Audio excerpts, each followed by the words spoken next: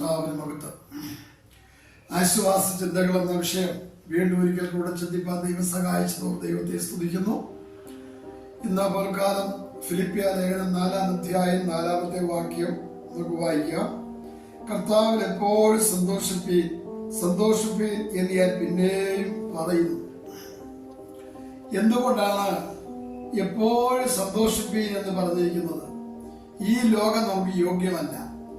നമ്മുടെ ആരോഗ്യനില എപ്പോഴും അനുകൂലമായിരിക്കത്തില്ല. സാമ്പത്തിക വിഷയങ്ങളിലൊക്കെ പ്രശ്നങ്ങൾ ഉണ്ടായിരിക്കാം, നമുക്ക് ശത്രുക്കൾ ഉണ്ടായിരിക്കാം. അങ്ങനെ പല നിലയിലുള്ള വിഷയങ്ങൾ ഉണ്ടായിരിക്കുമ്പോഴും കർത്താവിന്റെ വചനത്തിൽ പറയുന്നു, കർത്താവിൽ എപ്പോഴും സന്തോഷിപ്പീൻ. അതിന്റെ കാരണം അതിന്റെ 6-ാമത്തെ വാക്യത്തിൽ മറുപടിയായി പറയുന്നുണ്ട്. എന്താണ്? ഒന്നിനെ കുറിച്ചും വിചാരപ്പെടരുത്, എല്ലാറ്റിനും പ്രാർത്ഥനയാലും അപേക്ഷയാലും നിങ്ങളുടെ ആവശ്യങ്ങൾ സ്തോത്രത്തോടുകൂടെ ദൈവത്തോട് അറിയിക്കുകയത്രേ വേണ്ടത്. അപ്പോൾ ഒന്നിനെ കുറിച്ചും വിചാരപ്പെടരുത്. ഹല്ലേലൂയ. നിങ്ങളുടെ ആവശ്യങ്ങൾ സ്തോത്രത്തോടുകൂടെ ദൈവത്തോട് അറിയിച്ചാലും മറുപടിയുണ്ട്. സ്തോത്രം. അതുകൊണ്ടാണ് നമുക്ക് പ്രതിസന്ധികൾ വന്നാലും നാം ധൈര്യപ്പെടുന്നത്, കർത്താവിൽ സന്തോഷിപ്പാൻ കാരണമായി തീർന്നിരിക്കുന്നത്. നമുക്കറിയാം, പൗലോസിനെയും ശീലാസിനെയും പിടിച്ച് കാരാഗ്രഹത്തിൽ ഇട്ടു. പകൽ സമയത്ത് അവരെ ഉപദ്രവിച്ച് ശരീരം മുഴുവനും അടികളേറ്റ് മുറിവും വേദനയും ഉണ്ടായിട്ടും രാത്രി ഒരു പാട്ട് പാടി ദൈവത്തെ സ്തുതിച്ചു. ദൈവത്തെ സ്തുതിക്കുമ്പോൾ തടവുകാർ ശ്രദ്ധിച്ചു. പെട്ടെന്ന് അതിന്റെ അടിസ്ഥാനം, കാരാഗ്രഹത്തിന്റെ അടിസ്ഥാനം കുലുങ്ങി, എല്ലാവരുടെയും ചങ്ങല അഴിഞ്ഞു വീണു. കാരാഗ്രഹ പ്രമാണി ഓടി വന്നു, സഹോദരന്മാരെ രക്ഷവായിപ്പാൻ ഞാൻ എന്തെങ്കിലും ചോദിച്ചു. അന്ന് രാത്രി കാരാഗ്രഹ പ്രമാണി രക്ഷിക്കപ്പെടാനിടയായി തീർന്നു. പ്രതിസന്ധികൾ വളരെ ഉണ്ടെങ്കിലും അതിന് നടുവിൽ ദൈവത്തിന്റെ ദാസന്മാരെ നിരാശപ്പെടാതെ കർത്താവിൽ അതേ സന്തോഷിപ്പാനിടയായി തീർന്നതുകൊണ്ട് അവിടെ ദൈവപ്രവൃത്തി വെളിപ്പെടുവാനിടയായി. അതേ കാരാഗ്രഹ പ്രമാണി കുടുംബവും രക്ഷിക്കപ്പെടുവാനിടയായി തീർന്നു. സ്തോത്രം.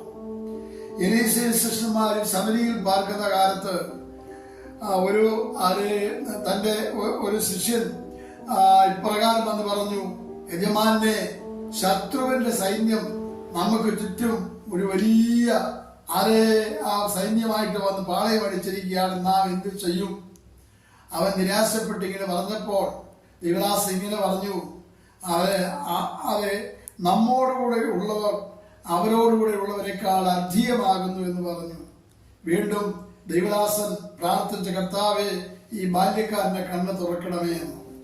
അവന്റെ കണ്ണ് തുറന്നവൻ നോക്കിയപ്പോൾ സ്വർഗീയ അഗ്നിരഥങ്ങൾ അവിടെ ചുറ്റി ദൈവത്തിന്റെ ദാസനെ ചുറ്റുമായിട്ട് കാണുവാനിടയായിട്ട്. അതുകൊണ്ട് ആ വലിയൊരു സൈന്യം അവിടെ കടന്നു വന്നു. അവർ ധൈര്യം പ്രാപിക്കുവാനിടയായി തീർന്നു.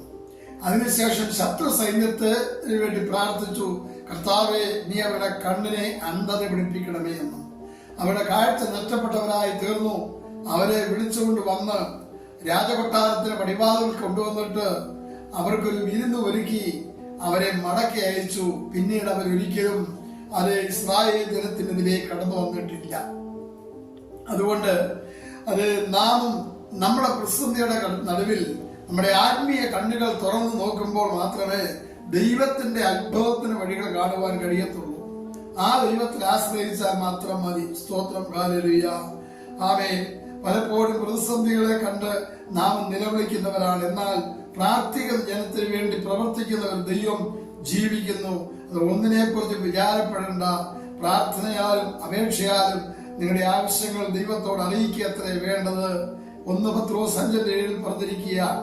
ദൈവത്തിനായ ഹബക്കൂക്ക് ഇപ്രകാരം പ്രവചിച്ചിരിക്കുകയാണ്, ആരുടെ അത്തിവൃക്ഷം തളർക്കുകയില്ല, മുന്തിരിവള്ളിയിൽ അനുഭവം ഉണ്ടാകുകയില്ല, ഒലിവുമരത്തിന്റെ പ്രയത്നം നിഷ്ഫലമായി പോകും, നിലങ്ങൾ ആഹാരം വിളയിക്കുകയില്ല, ആട്ടിൻകൂട്ടം തൊഴുത്തിൽ നിന്ന് നശിച്ചു പോകും, ഗോശാലയിൽ നിന്ന് കന്നുകാലി ഉണ്ടായിരിക്കുക. എങ്കിലും ഞാൻ യഹോവയിൽ ഘോഷിച്ചാനന്ദിക്കും. ഹബക്കൂക്ക് 3:17-18 വാക്യത്തിലാണ്. ഹല്ലേലൂയ. സ്തോത്രം. അതുകൊണ്ട് പ്രതിസന്ധികൾ ധാരാളം നമുക്കെതിരെ കടന്നു വരാം. പക്ഷെ നമ്മെ കൈപിടിച്ച് നടത്തുന്ന ദൈവം ഭയപ്പെടേണ്ട, ഞാനോ ലോകാവസാനത്തോളം എല്ലാ നാളും കൂടിയുണ്ടെന്ന് പറഞ്ഞിരിക്കുന്നത് കൊണ്ട് ആ കർത്താവിന്റെ കരങ്ങളിലേക്ക് നമുക്ക് ഏൽപ്പിക്കാം. അവൻ നിങ്ങൾക്കായി കരുതുന്നാകയാൽ നിങ്ങളുടെ സകല ചിന്താഗതികളും കർത്താവിന്റെ കരങ്ങളിലേക്ക് ഏൽപ്പിക്കാം. ഒരു പ്രാർത്ഥിക്കാം. സ്നേഹവനാദിയുമേ, സംഗീതാവേ, ഞങ്ങളുടെ ജീവിതത്തിന്റെ എല്ലാ പ്രതിസന്ധികൾക്കും പരിഹാരം നൽകുവാൻ ദൈവശക്തനാകയാൽ നിങ്ങളുടെ വിഷയങ്ങൾ കർത്താവിന്റെ കരങ്ങളിലേക്ക് ഏൽപ്പിക്കുന്നു. ഈ വചനം കിട്ടിയ എല്ലാ ദിനമക്കളും അനുഗ്രഹിക്കുമാറാകണമേ. യേശുവിൻ നാമത്തിൽ അപേക്ഷിക്കുന്ന കേൾക്കുമാറാകണമേ. ആമേൻ.